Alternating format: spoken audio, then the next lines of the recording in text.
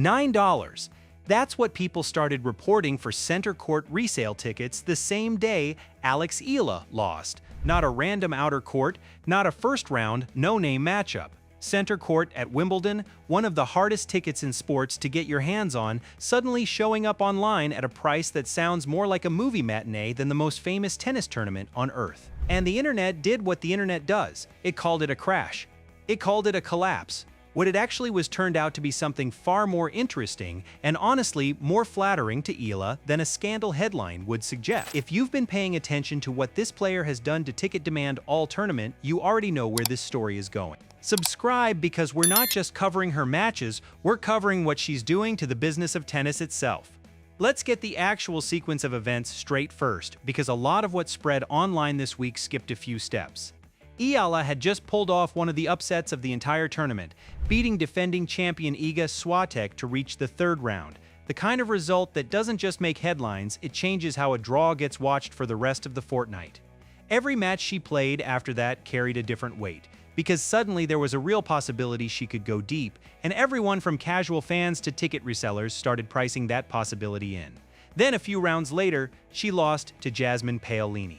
A tough loss, a real one, no asterisk on it, and almost immediately after that result posted, resale listings for center court seats started showing up at prices low enough that people assumed something had broken.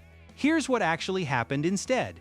Wimbledon runs a resale system where return tickets get recirculated, often at low, close to charity pricing, specifically so seats don't go empty. That system exists year-round and isn't new. It's been part of how the tournament operates for a long time, quietly, without much public attention, because most years, nobody outside serious tennis fans is watching secondary ticket prices closely enough to notice it happening. What was new this time was the sheer volume of attention it suddenly got, because for the first time, a huge number of casual fans were watching resale prices in real time specifically because of one player.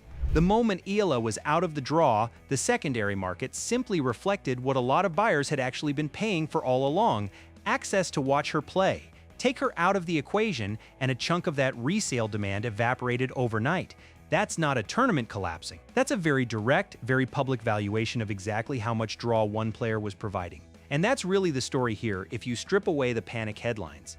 Ticket markets are one of the most honest measures that exist in sports. Nobody pays real money or even resale charity money for something they don't want to see. When prices for a specific day or specific court drop the moment one athlete exits a tournament, that's the market telling you in the clearest way possible who was actually pulling people through the gates. Sports economists have talked about this exact phenomenon for years in other contexts: a star player's presence quietly inflating attendance and resale value in ways that don't show up anywhere on a stat sheet, only in the price someone's willing to pay for a seat. This is that same effect, just playing out unusually publicly in a sport that doesn't normally get talked about in these terms outside of a handful of true superstar names. It's also worth being fair to Wimbledon here, because a decent chunk of the online reaction framed this like the All England Club had somehow mismanaged its own ticketing. That's not really accurate. Their resale process is designed to move unused tickets at accessible prices specifically for charitable purposes, and it's been in place for a long time. The system did exactly what it was built to do. It just happened to do it in full public view during a week when one player's popularity had put an unusual spotlight on secondary ticket pricing in general. If anything, the fact that this became a viral story at all is itself evidence of how much attention Eala had pulled onto the tournament.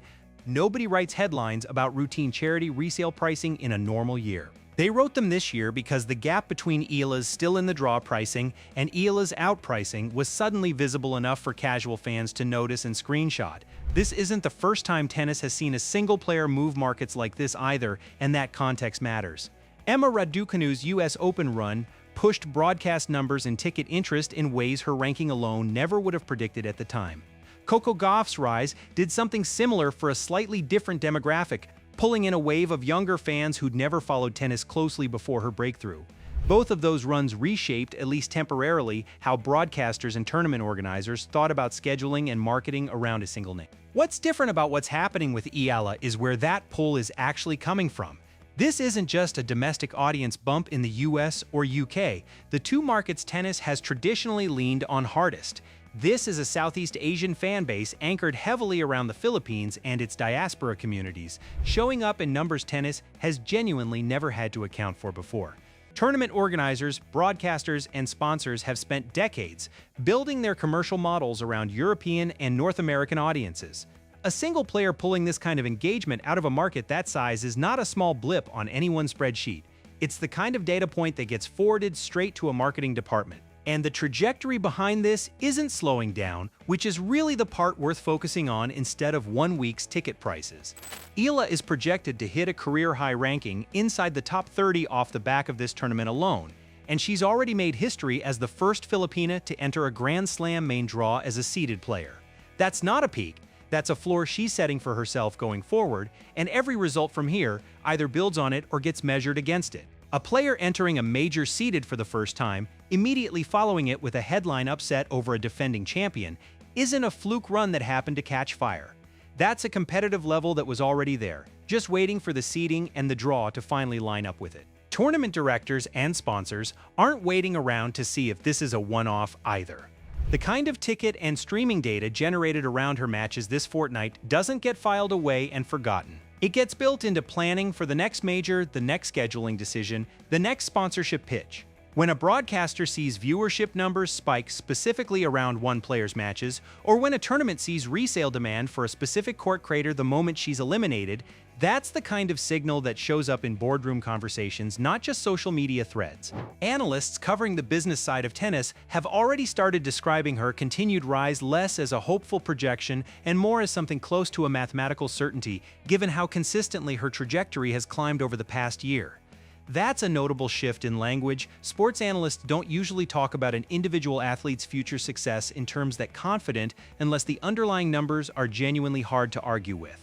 There's a broader shift happening here too, and it's bigger than one athlete or one ticket story. Tennis has spent most of its modern commercial history built around a fairly narrow set of markets: Western Europe, North America, occasionally Australia. Asia has mostly been treated as a secondary market, worth a tournament stop or two, but rarely central to how the sport thinks about its core audience. What's happening around Eala is an early look at what happens when a sport this global finally taps into a market it's mostly ignored. The Philippines is a country of well over 100 million people with a massive diaspora spread across multiple continents, and until this year, tennis had never really had a reason to think about that audience as a commercial priority. That's changing fast, and the ticket story this week is really just the most visible, easiest to screenshot symptom of a much bigger structural shift that's been building for the better part of a year now. Going back through her run in Berlin, her title in Birmingham, and now this Wimbledon fortnight. It's also worth saying plainly that none of this changes what actually happened on court. Eala lost to Paolini. That's a real result, and it's not being erased or excused by any of this. Ticket prices dropping after a player's exit isn't a referendum on whether she deserved to win that specific match. It's a separate story entirely, running alongside the sporting one. But the reaction to her exit, measured in resale prices and headline panic, tells you something a scoreline alone never could. It tells you how much of the last 2 weeks of attention around this tournament was actually built around one player, and what happens to demand the moment she's no longer part of the draw. That's not a knock on Wimbledon, and it's not a knock on the players still competing. It's just an unusually clear data point in a sport that doesn't often get this kind of clarity about who's actually driving interest. So here's the real headline underneath the clickbait version. Wimbledon didn't have a ticket crisis. It had a very public, very measurable demonstration of exactly how much value one 21-year-old from Quezon City has added to the tournament in a single fortnight. And if the ticket data this week is any indication, tournament organizers already know it, sponsors already know it, and the rest of the tennis world is scrambling to catch up to a shift that's been building in plain sight for months.